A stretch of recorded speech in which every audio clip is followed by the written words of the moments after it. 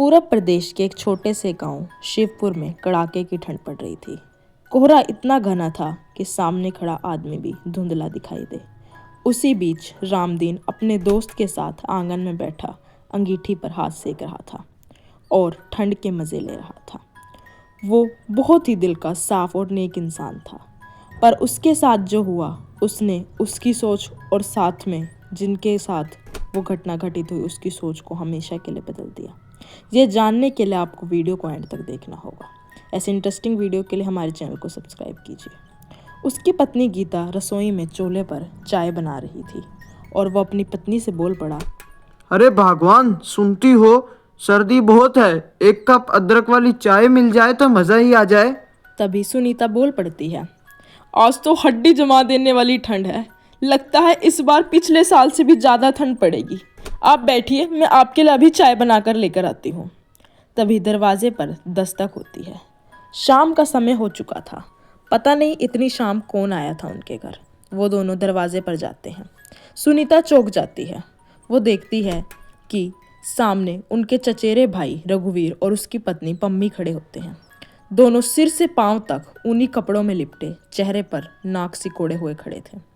पम्मी ने तुरंत बोल पड़ा, ओह गॉड, यहाँ तो और भी ज़्यादा ठंड है। शहर में तो हीटर चलता है, यहाँ तो कुछ भी इंतज़ाम नहीं है। भाभी, इतनी ठंड में आप लोग कैसे रहते हो? तभी रामदीन मुस्कुरा देता है। अरे भैया, आप लोग अचानक, चलिए चलिए अंदर आइए। घर छोटा है पर दिल बहुत बड़ा है। जैसे ही दोनों अंदर आए, पम्मी ने चारों तरफ देखा और वो बोल पड़ी, ये क्या है भाभी, फर्श पर दरी, कोई कारपेट वगैरह नहीं है क्या? आप लोगों को ठंड नहीं लगती? तभी सुनीता बोल पड़ती है, गांव में तो यही होता है बहन जी, आप बैठिए, मैं आप लोगों के लिए गर्मा गर्म चाय लाती हूँ। तभी रघुवीर हाथ रगड़ते हुए बोलता है, चाय तो स्पेशल बनवाना, अदरक, तुलसी, इलायची सब डालना, और हाँ, कप भी बढ़ा देना, ठंड बहुत है। अगर कम चाय मिली तो क्या ही होगा। तभी पम्मी ने तुरंत हाथ जोड़ा और बोली, और शक्कर कम, हमें डाइट पर रहना है। गीता मन ही मन सोचने लगी, हे भगवान, अभी तो आए ही नहीं है और फरमाइशें शुरू कर दी इन्होंने। तभी सुनीता चाय लेकर आती है और उन दोनों ने एक घूंट चाय पिया और बोले, ओह कप तो बहुत गर्म है भाभी, मेरे तो हाथ ही जल गए। रघुवीर भी बोल पड़ा, अरे भाई, चाय थोड़ी और गर्म हो सकती थी। रामदीन हंसते हुए बोल पड़ता है, भैया, चाय गर्म है, ठंड ज्यादा है, चाय जल्दी ठंडी हो जाती है यहाँ पर। दोनों के नखरे आसमान पर थे। शाम के खाने का वक्त हो जाता है। सुनीता ने प्यार से गरम गरम बाजरे की रोटी और सरसों का साग गुड़ के साथ परोसा।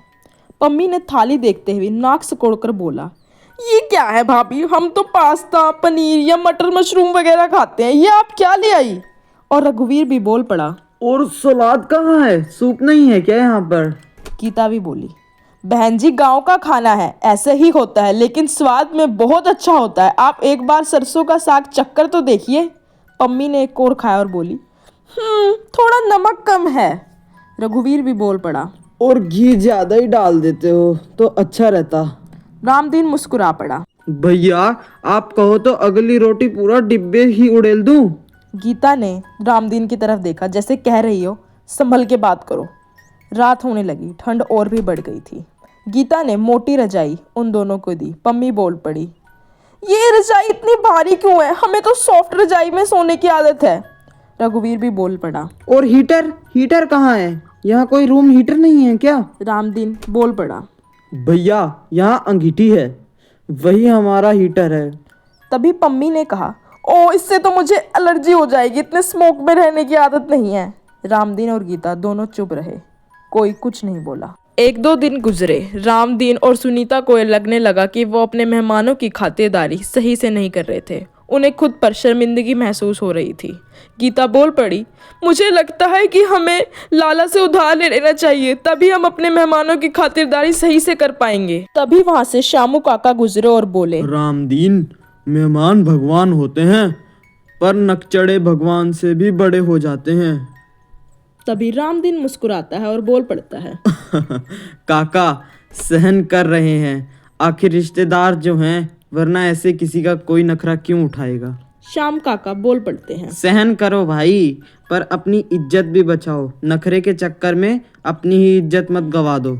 तीसरे दिन जब पम्मी ने कहा, यहाँ तो भाभी नेटवर्क भी नहीं आता, हम तो बहुत बोर हो रहे हैं, आप लोग इस गांव में कैसे रह सकते हो? तभी रामदीन ने धीरे से कहा, भाभी गांव में नेटवर्क कम है, लेकिन रिश्तों का कनेक्शन बहुत मजबूत होता है। रिश्तों से ही गहराइयाँ बढ़ती हैं। रघुवीर चुप हो गया। तभी सुनीता बोल पड़ी, हमने भाभी हमारी हैसियत से बढ़कर आप लोगों की सेवा की, अगर कमी रह गई होगी तो हमें माफ कर दीजिए। तब ये सुनकर पम्मी का चेहरा शर्म से झुक गया और रघुवीर भी बोल पड़ा, नहीं भाई, गलती हमारी है, हम शहर की आदतें यहाँ ढूंढ रहे हैं। पर यह सब सुनकर दोनों को बहुत शर्मिंदगी महसूस हुई। उनको समझ में आ गया कि वो लोग रामदीन और सुनीता के साथ सही व्यवहार नहीं कर रहे थे। अगले दिन पम्मी रसोई में आई।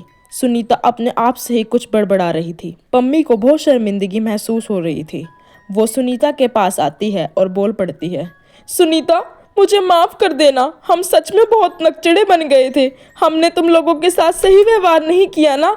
मैं आगे से तुम्हारी मदद करूंगी, अब मैं ऐसा कभी नहीं करूंगी। हम अपने लालच और अपनी अमीरी के चक्कर में इतने अंधे हो गए थे कि हमने तुम लोगों के बारे में बिल्कुल भी नहीं सोचा। तभी सुनीता बोल पड़ती है, कोई बात नहीं भाभी, आप लोगों को समझ में आ गया, यही बहुत बड़ी बात है।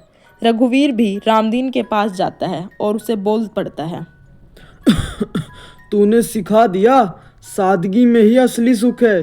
तभी रामदीन बोला, भैया ठंड में आग जितनी जरूरी है, रिश्तों में प्यार उतना ही जरूरी है, और अगर यह प्यार ना हो तो रिश्ते खत्म ही हो जाते हैं।